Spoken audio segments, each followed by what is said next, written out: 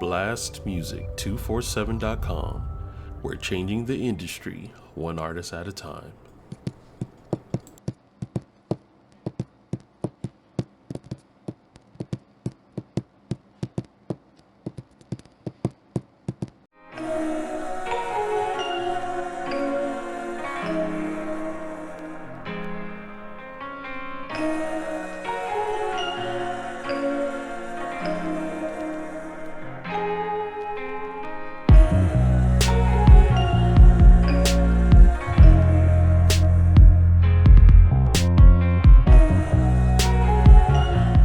Hello, beautiful people, and welcome back to another episode of Moments with Myra.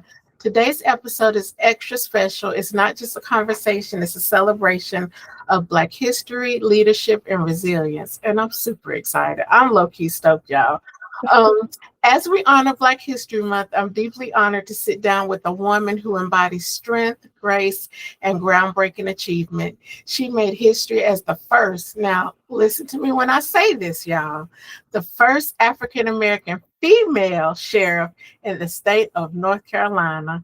I'm going to repeat that for you guys one more time. The first African American female sheriff in the state of North Carolina. And she continues to serve with integrity, compassion, and courage. Joining me is Sheriff Paula Dance, the proud sheriff of Pitt County. We're going to talk about her journey, the challenges she's overcome, her heart for community, and the legacy she's building every single day. Oh, you froze. Dance right here on Moments with Myra. Sheriff Dance, thank you so much for joining Moments with Myra. For those who may not know you, can you share a little bit about your background and what led you into your law enforcement journey?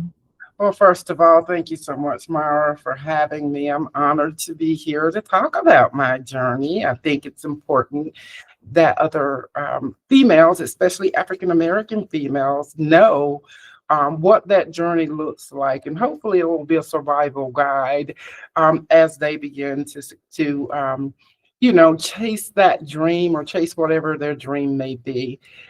It is absolutely possible. It can be done, and I sit here as evidence of such. So, the journey, and I will absolutely say that the journey has not been easy, but it's doable. I come from very humble beginnings. I grew up in a rural county, Martin County, in a community called Farm Life. And it's just like it sounds. Grew up on a farm, mom and dad, 8 brothers and sisters. And so life for me was very hardworking. My parents were very hardworking folks. And that's where I learned my work ethic is from. Growing up on that farm and doing chores on that farm.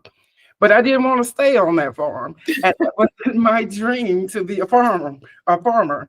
And so I went to a community college in computer programming, and who knew I'd end up in law enforcement, totally on the opposite end of the spectrum.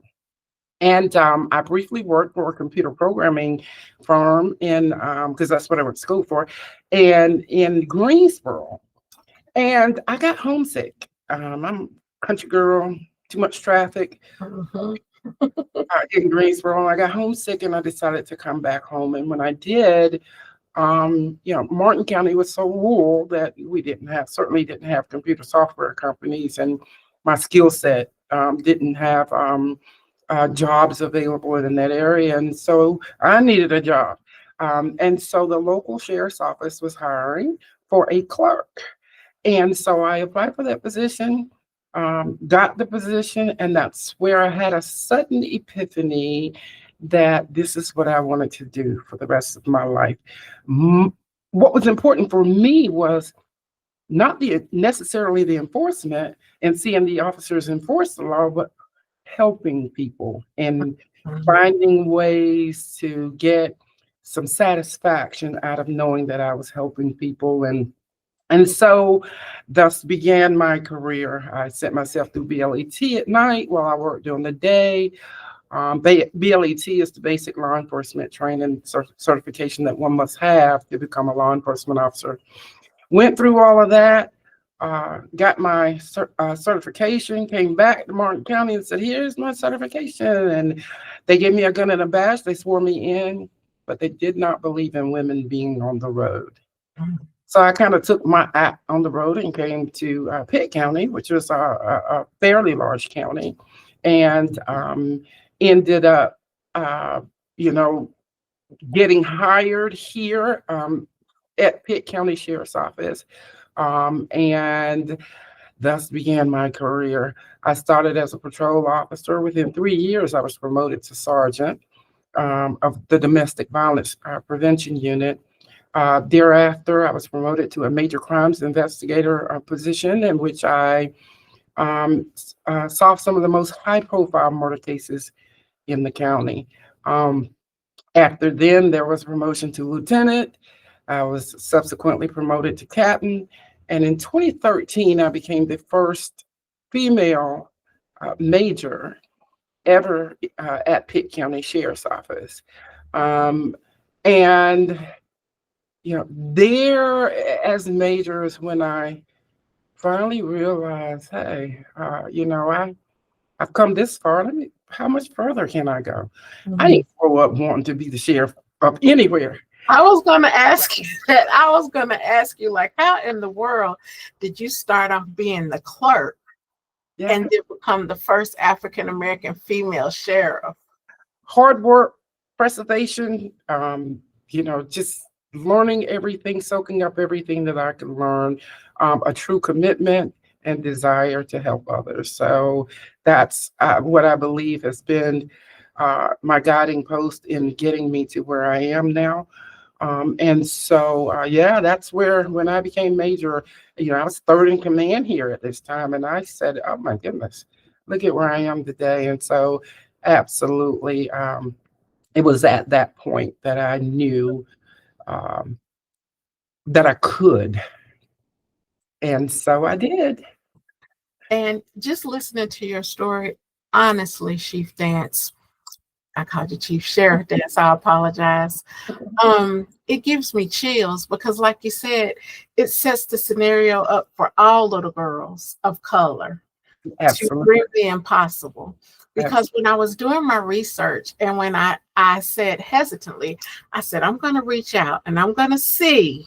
You know, I wasn't expecting you to say yes or anything because I'm just a little girl with a little podcast from Winston-Salem, North Carolina. But your story just resonated so much with me. And just hearing about your background and, you know, coming from a farming community and just to see you now, like I said, I am really trying to contain myself and be professional, but I just feel so honored to be in this space and us sharing this time together. Well, I did want to say, you know, who would have thought that a little Black girl from a rural community, you know, growing up on a farm, would grow up to be the highest law enforcement official in a county, in the 14th, 15th largest county in the state of North Carolina at that. So anything is possible. Yes, ma'am. Now, what emotions did you feel on election night when you realized you had made history and became sheriff? Well, that night was much more than an election. It was a culmination of decades of service, hope, resilience, perseverance, building relationships, trust. And it was for me, it was not about becoming the first African-American female sheriff in the state. It was about me wanting to put some transformational ideas in place that could help my community and beyond. And so, you know, it wasn't about, again, running to be the first. I just happened to be the first. If that goes along with it, I'll take that. But it was more about what I could do,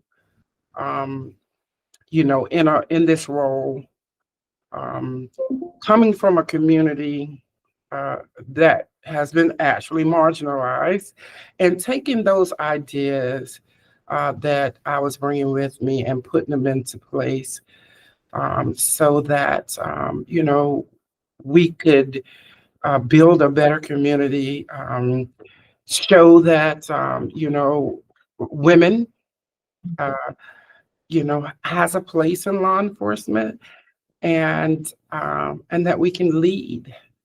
And so I didn't have many role models, well, any role models that looked like me, Yeah. but there were a couple of female sheriffs in the state of North Carolina. I think two specifically that were actually elected as sheriff. And so I was able to take bits and pieces from them. What I could not do is um, find those pieces that applied to me because they didn't look like me. There was Mhm. only so much that they could share. The rest I just kind of had to figure out myself, and I think I've done it in my second term now, and getting ready to go to my third term. So I think I've done okay. I think so too. So now, what were some of the biggest challenges you faced as a Black woman rising through the ranks in a traditionally male-dominated field? Well, I think I spoke about one of the issues already. Initially when I first started, uh, my home county not believing in women being on the road. Mhm. That was my first obstacle, and so of course, if you can't go around it, then go through it. That's And right. so I did, and I fought through that and came to again a larger county and was able to get hired here. I was a double minority at the time, and I say that to say that I was female and I was African American, so that kind of made me a double minority in the law enforcement field. Mhm. And so they quickly hired me, went through a quick background, as quick as I've ever seen. I can only assume they did not want to lose the opportunity for me coming here to this county. And so, of course, there are times that, I face with uh, people not. Um, Understanding how it is that a woman can come in and lead an agency that has stereotypically been men, specifically white men, who Mhm. have led. And so, um, yeah, there were some people who just, I think it was more about the color of my skin.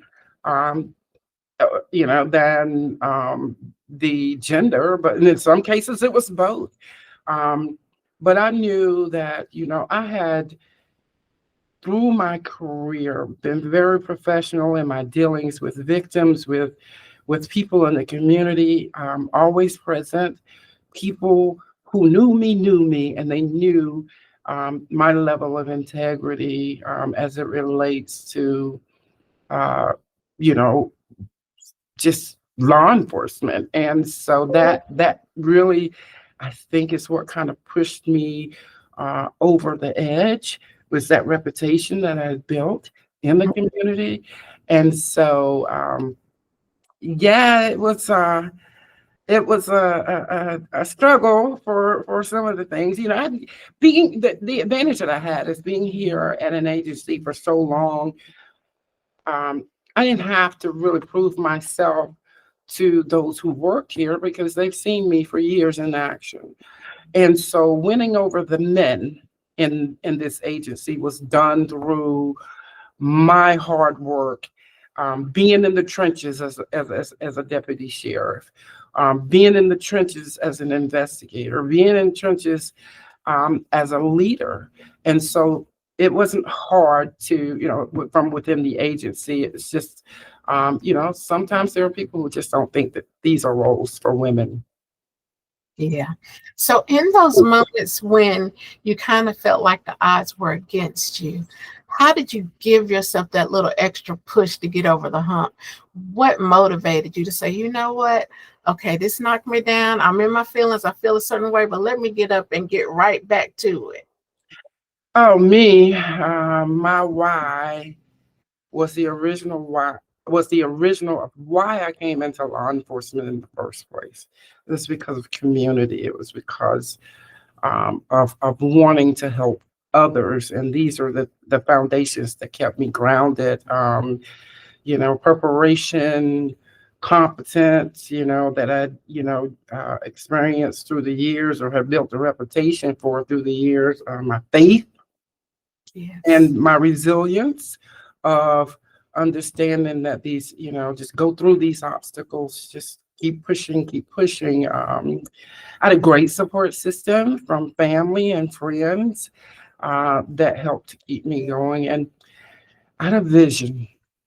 Mhm. That was the most important thing. And that vision was if we're going to, do this thing called law enforcement, everyone must be treated the same.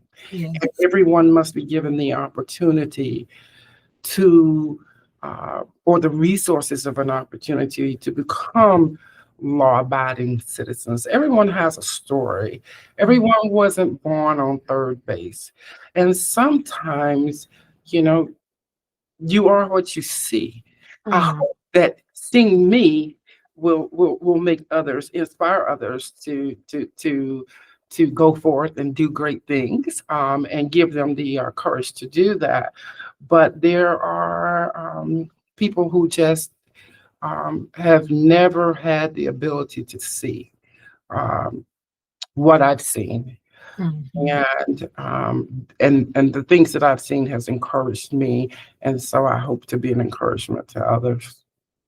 And I think definitely that you are. And I think in a way, your magic, your Black girl magic, I will say, is not only the fact that you have your background and your experience, but because you are African American, you bring that empathy to the table.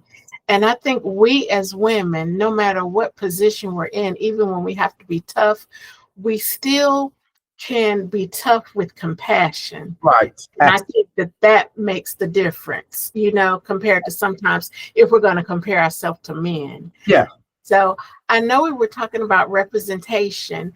What does representation mean to you, especially for young Black girls who may now see themselves in your story? Oh, representation means seeing possibility.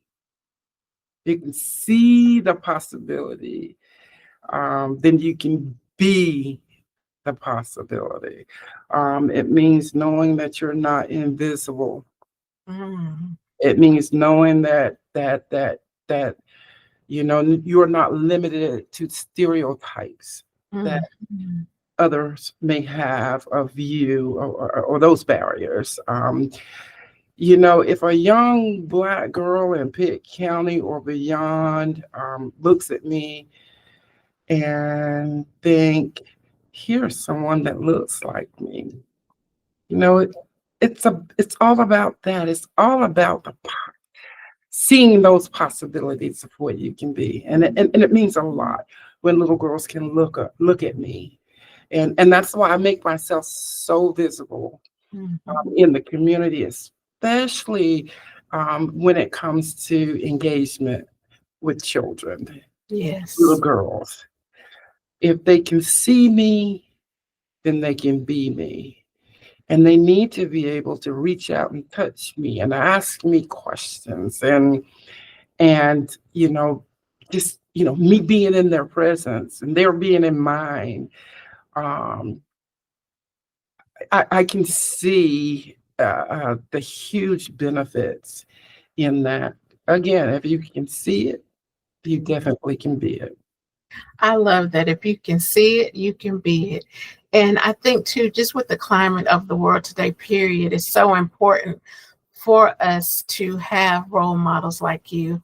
And I know we talk about little girls, but here I am, a grown woman, over 50. I will not say how much over 50 I am, I'm but with but just surely being in your presence and learning about your story, I feel so much pride and joy and just seeing representation and just everything that you represent.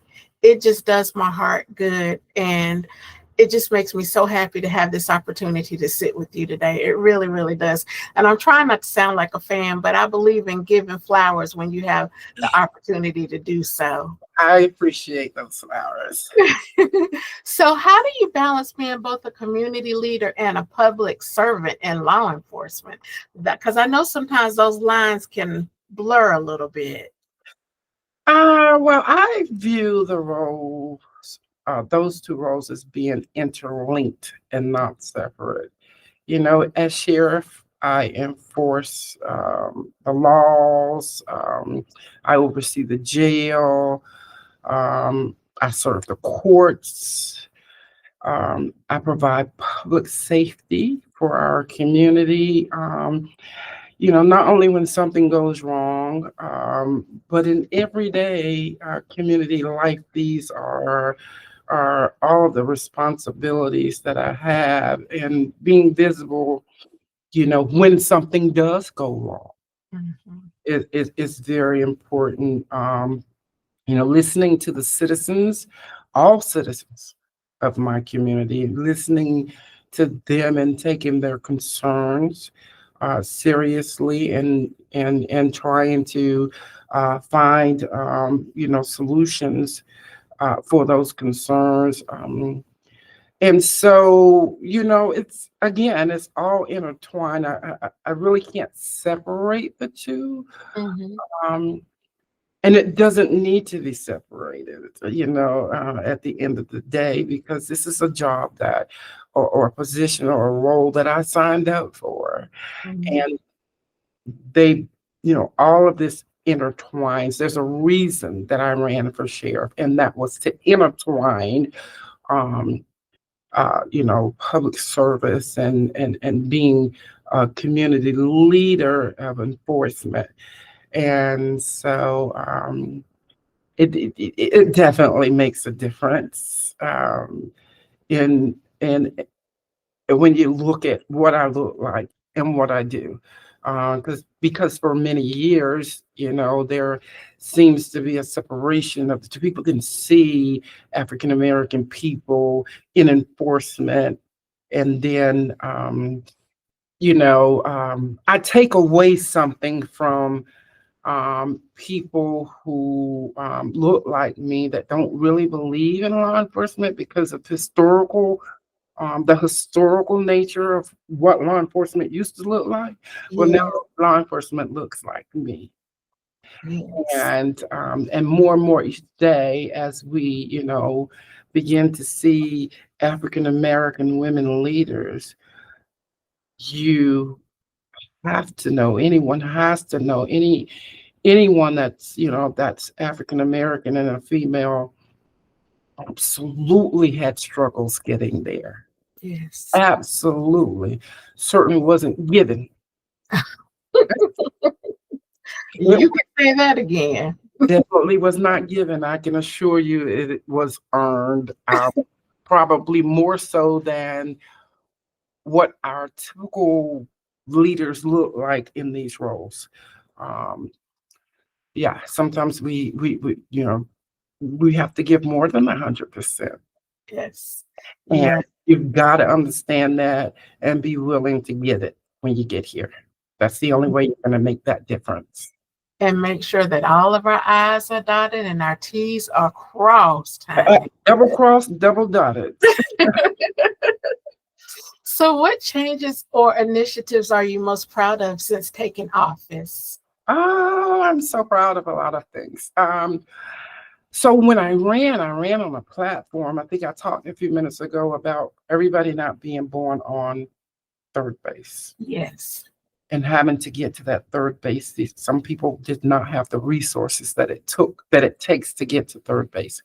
And so I aimed, and ran on providing resources for people who um, had never been exposed to those types of resources. So one of the first things that I did in coming into office is addressing um, some of the issues with substance use and well, mental health issues and the co-occurring substance use problems that every county is facing. Yes. And so I started a program called SHARP. The original acronym was for Sheriff, Heroin, and Recovery Program. And I've since changed heroin to hope because of the stigma. Every addiction is not heroin. And I think hope was so much more appropriate because that's what we aim to give. And sometimes if you could just give people hope, that goes a long way. And so that's a very comprehensive program that addresses substance use, whether it be alcohol or whatever. And so if you think of it this way, people who are of means that can afford to send their loved ones off to some rehab and receive these same services that cost an exuberant amount of money, well, I bring those same resources through local resources inside of the detention center and make these initiatives or counseling and peer-to-peer support and access to faith-based that will sometimes help people be the catalyst to help people get out of their addiction. I bring it to them by meeting them where they're at. And where do we meet those who need it the most? Unfortunately, often it's in jail. Yes. And so SHARP was originally, because just by the mere numbers in my detention center, it's probably 90% male. So I started off with the male population. And then I recognized, wait a minute, you're a woman and you're not, you're gonna have to correct this. So then I started the WARE program, Women's Empowerment and Recovery. Same premise, same resources. However, with women, I added an extra component of specific therapy that deals with trauma. Because women who find themselves criminally justice involved typically are such because they've had some type of trauma, unaddressed trauma that they've never tended to. And so that's an extra component that I add with the Women's Empowerment and Recovery group. Same thing, bringing the resources to people who need it the most. One of the other things that I've done is partnering with our local community college, where first of all, we're addressing issues of people through education who don't have GEDs. And at minimum, in order to secure a decent, well-paying job, you would at least have to have a GED. Bringing that in into the detention center, also vocational skills. We had started with electrical wiring, the certification for the initial portion of electrical wiring and HVAC. This, at a minimum, when a person leaves the jail, would get them or could potentially get them a job as a helper, electrical helper. My hope was to plant the seed. Yeah. And so my vision is, okay, well, here it is. They get out, they got the certification, they get a job as an electrical helper. Then the seed that I planted, I hope continues to be watered through them going back and getting more certifications and going back and then one day becoming the owner Yes. of an electrical company. And so it's all about planting that seed. We do Serve Safe. Sometimes I say it backwards, Safe Serve or Serve Safe. That's the certification you have for restaurants. So people are actually leaving the detention center with certifications, that will help them to become employable. And this is important. Why? when you think of detention centers, you always have to remember these are people who have simply been accused of a crime. Mm. They have not been convicted. Mm-hmm. It's not our place to convict them. It is our place to serve as public, servants while they are inside of the detention center to meet their needs that the state says that they must have, medical care, food, whatever that comes along with that. Um, so they haven't been convicted at that point, and more than likely, these people are going to go back into the community. Yes. Many, unless they're in there under some very serious crimes, like murder or something like that, but that's far and few, in between.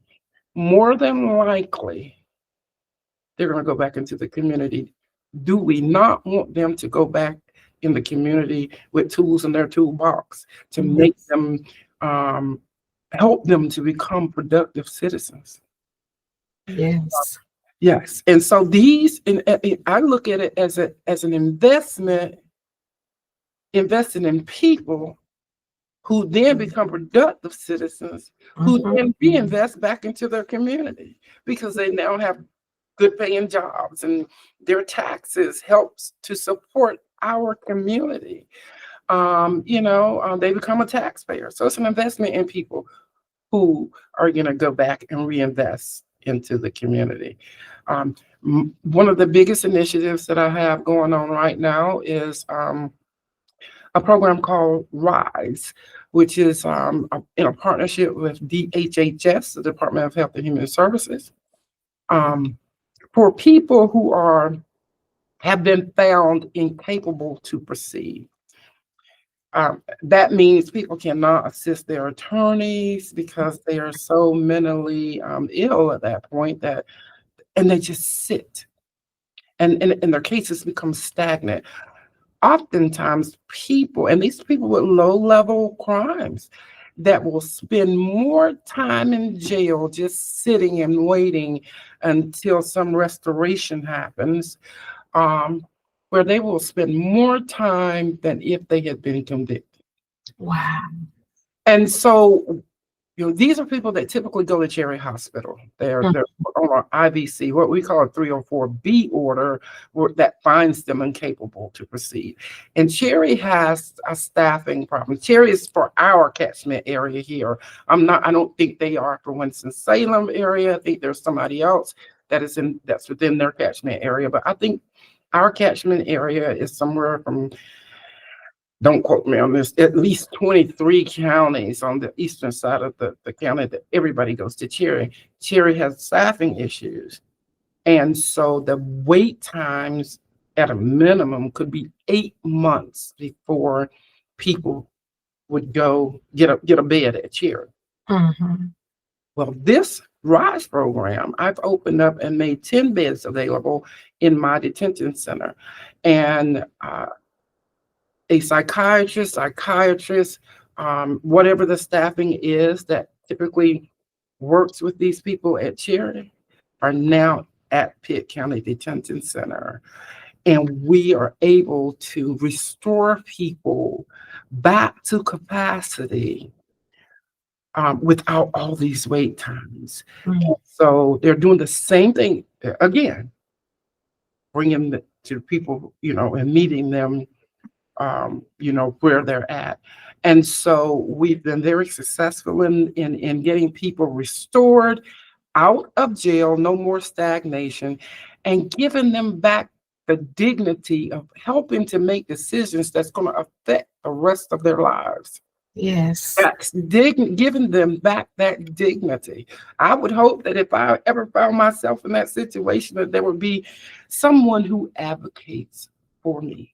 Yes. And I'm in a role and in this position as sheriff to be able to make it happen.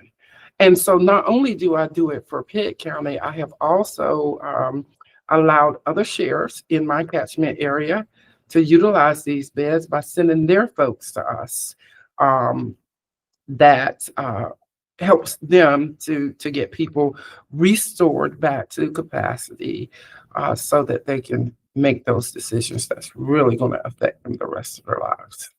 The one thing that I find really, really beautiful about that initiative, Sheriff Dance, is the one thing that I kept hearing in my head was like the circle of life. You know what I mean? The Right, circle of life. And to me, I feel like that helps them to not only receive the help that they need, but the extra so that they can be prepared. So hopefully they don't have to come back through your doors anymore, absolutely, continue to move forward. absolutely. And another thing I like about your initiative too is when you were saying planting seeds. Oh, And I kept hearing planting seeds like having faith of a mustard seed, yes, yes, and you have that faith of a mustard seed and you plant it and it grows in beautiful ways. And it makes me feel like that some of the people that are in the detention center, because I have, with my background as case manager, I work with unhoused people and people with mental health stuff. And a lot of times they just, like anybody else, they want to feel heard, right, simple stuff, yeah, And I think that not only are they having the opportunity, unfortunately, in this way to get what they need, but also to feel heard and to feel supported. right, absolutely. That's the most important thing. And yeah, absolutely. It is advocating. That is, I'm always going to advocate, for the underdogs, the people Yes. who find themselves, in places and spaces that typically, have been missing the help that they, yeah, need through through the lack of mental health services, and making those connections. You spoke of housing. That's one of the things that we do in the detention center is, we've connected with a resource that comes in, that address when we know a person is getting ready to get out, and they're addressing, what is your housing looking like? And if there is a lack of that, then we are helping to place, um, these programs inside of the detention center. And I do all this, accomplish all this through grants. Uh, Mhm. and so I'm not burdening the taxpayers, with it again, which should still be an investment. And the taxpayers ought to want to invest into people who are going to invest in the future. We hope. But I do all of this through grants, through federal grants, so that I'm not burdening the taxpayers, with what we're giving, and the resources within, the community. And so those groups come in and we're helping to find people housing. They're helping people if they need to fill out for SSI, they're helping them to fill out those applications, food stamps, Medicaid, whatever the case may be, whatever those obstacles are, we're trying to give it to them so that when they're when they go back into the community, that they are prepared and have a foundation, a solid foundation that helps them to, restart, oftentimes, Yes. their life, and it addresses recidivism, because typically it's the same people who come in, through a revolving door. Sometimes, and this is unfortunate to say, I could probably, because it's a generational thing, it's an environmental thing. I could probably create the pictures for a family reunion, Yep. certain families, because it's the resources that they've but just by mugshots. Yes. No, I Well, understand and I agree with that because working in that field, you start making the family connections, but also too, in a way, you get a better picture of right, of the why, and you have a better understanding. So I feel like in my field, I can better address things right, because I have a better understanding. absolutely, And I'm so glad that you said funded by grants yes, because I didn't want nobody to come back and say, well, they're using money for this or using money for that. No, guys, she said federal grants. So let's just make that clear. yes, Let's just put yes, that out there and make that clear. absolutely. So, how do you build trust between law enforcement and the community, especially in times like these when the trust is kind of fragile? Well, number one, people. here who know me and watch me, know that I'm always gonna stand 10 toes down for doing what's right. And so that's the one thing that they can say is that Sheriff Dance is gonna do what's right, no matter if it's popular or not. It's not important about being popular. It's more important of being about being doing what's right to do. Mhm. And sometimes it's hard, but it's still the right thing to do. Building trust by being visible, being present in the community. Um, you know, a lot of people don't know what it takes, what goes into being the sheriff of the county. I'm not a Monday through Friday. Yeah. I'm not a 8 to 5. I am 365 days a year, 24 hours a day, the Yes. sheriff of Pitt County. And that's a lot of responsibility, making those decisions, sometimes split second decisions, um, in doing, in decisions that, again, affects our community, not only short term, but long term. But I think that if anyone could say, um, about my history of making decisions, they can rest assured it's always going to be about what is the right thing to do. Yes. So, as we're celebrating Black History Month, what message would you like to leave with your listeners about resilience and leadership? Well, you know what? Resilience and leadership is not defined by gender. It is not defined by a race. It is not defined by a color. It is defined to me by your commitment, into whatever it is that you're doing, Mhm. that you choose to do in life, being committed to it, being knowledgeable about it, and having a vision. In everything you do, you must have a vision. You gotta have a plan. Don't don't just come in, stepping in and thinking that everything is just gonna be story. There are gonna be obstacles and you're gonna have to make some decisions. So have a vision. I have a plan. Um, and know your worth and know that you can do it.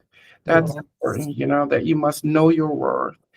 And just work hard, realize that some of us have to do a little bit extra.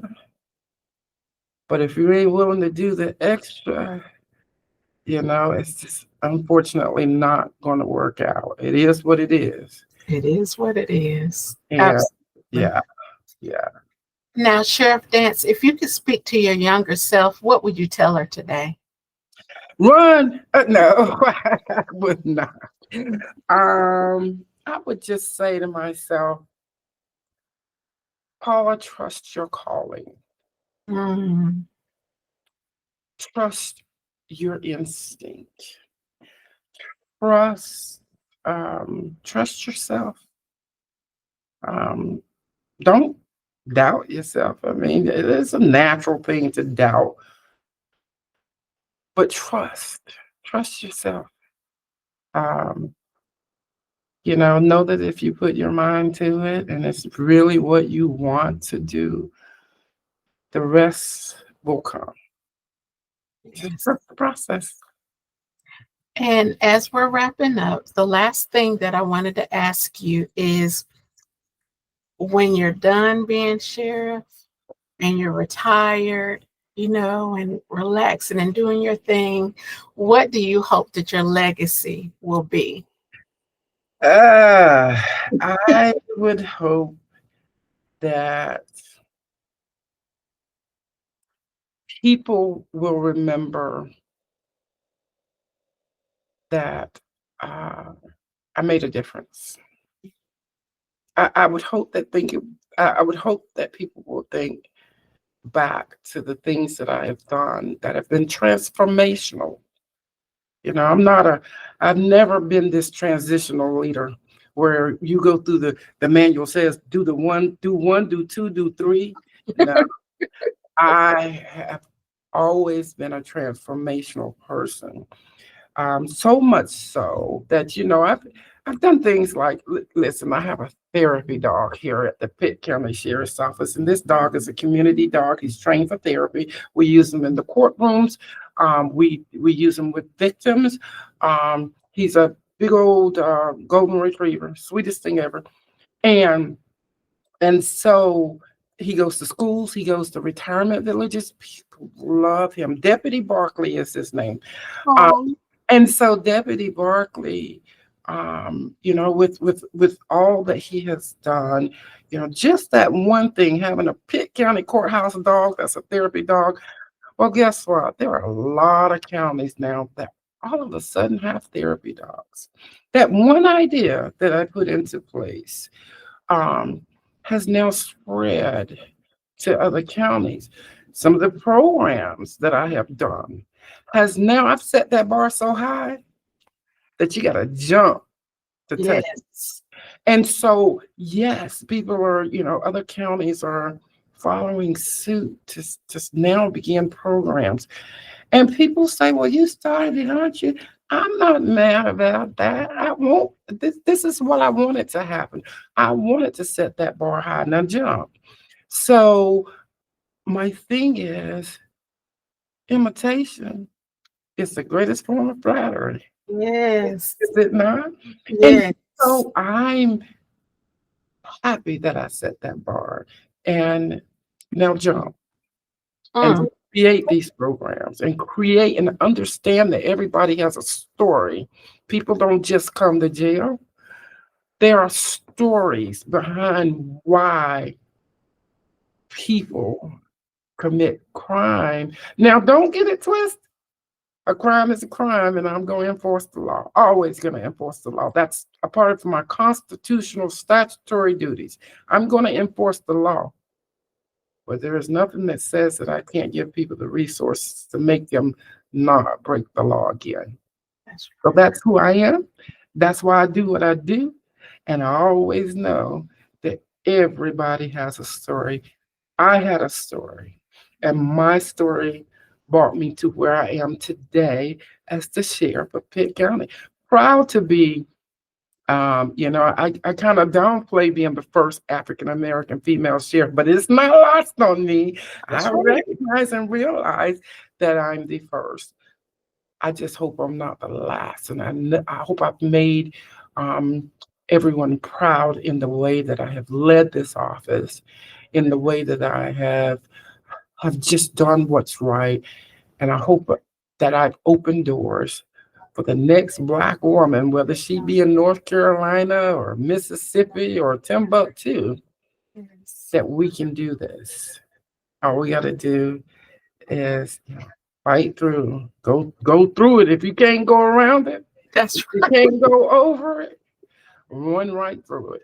run right through it. And I'm a very, very musically in tune person. Like music is like life for me. And again, when you were talking about what your legacy is, I was hearing a gospel song, May the work that I've done speak for me. And Absolutely, I think that that's a beautiful way to end this conversation. May the work that you have done continuously speak for you and allow other people to jump. absolutely. That's right. What a powerful and inspiring conversation with Sheriff Paula Dance. Thank you for not only serving your community with courage and compassion, but for showing all of us that anything is possible when purpose meets persistence. Your story reminds us that representation truly matters and that breaking barriers isn't just about being the first, it's about making sure you're not the last. To everyone listening, I hope you're leaving this episode encouraged to walk boldly in your own purpose and to keep making history in your own way. If you enjoyed this conversation, be sure to subscribe, share it with someone who needs a little inspiration, and follow us on social media for more Moments with Myra. Until next time, I'm Myra, and this has been Moments with Myra. Stay inspired, stay grounded, and keep shining your light. Thank you, Sheriff Dance. Thank you so much for having me. I really enjoyed it.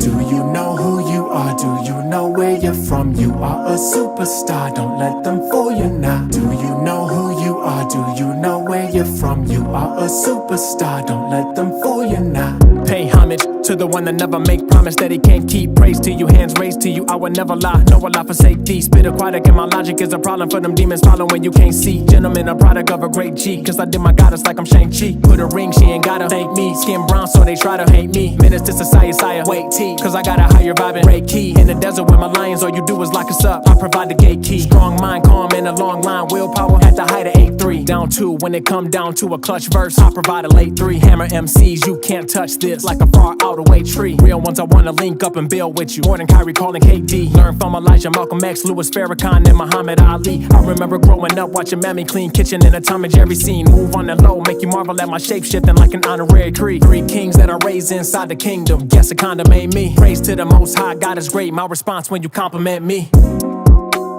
She the one that gave it to you, better give it up. He the one that gave it to you, better give it up. Show appreciation for you, better live it up. Better give it up, gotta live it up. She the one that gave it to you, better give it up. He the one that gave it to you, better give it up.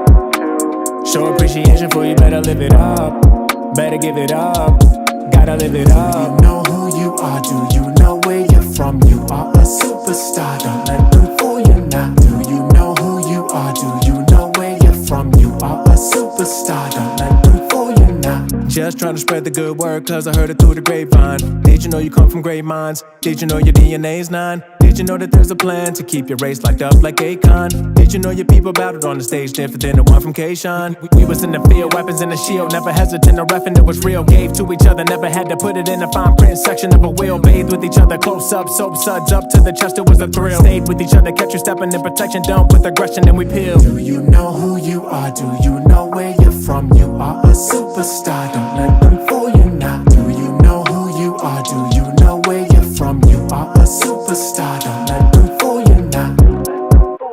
She the one that gave it to you, better give it up.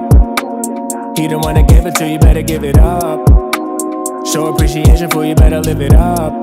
Better give it up, gotta live it up. She the one that gave it to you, better give it up. He the one that gave it to you, better give it up. Show appreciation for you, better live it up. Better give it up, gotta live it up. She the one that gave it to you, better give it up. Better give it up. Show appreciation for you, better live it up.